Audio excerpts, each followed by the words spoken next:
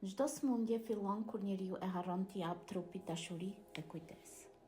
Trupi ynë është amanet nga Allahu dhe organet tona dëgjojnë mënyrën se si sillemi me to, si flasim, edhe që lizat tona ndikohen nga mendimet tona. Fjala e mirë, dashuria ndaj vetes dhe vetëvlerësimi janë pjesë e shërimit. Shërimi fillon nga mënyra se si e trajtojmë veten, si kujdesemi për të, si flasim me veten dhe si e respektojmë këtë trup që na është besuar, që është amanet nga Allahu.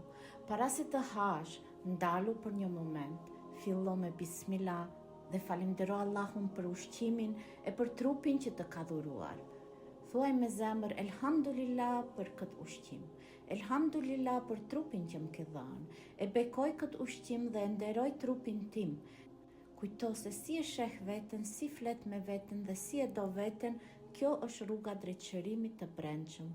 Allahu të ka krijuar në formën më të bukur.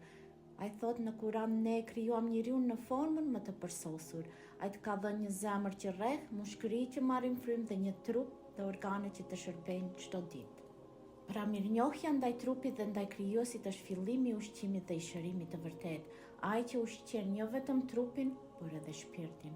Në Islam kujdesi për trupin është formë adhurimi.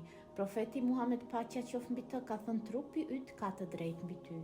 Që do me thonë mos e neglizho trupin, mos e dëmto, kujdesu për to, sepse është amanet nga Allahu.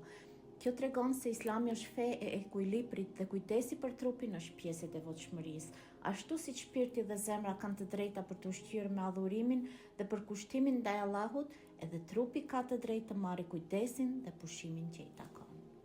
Eselamu.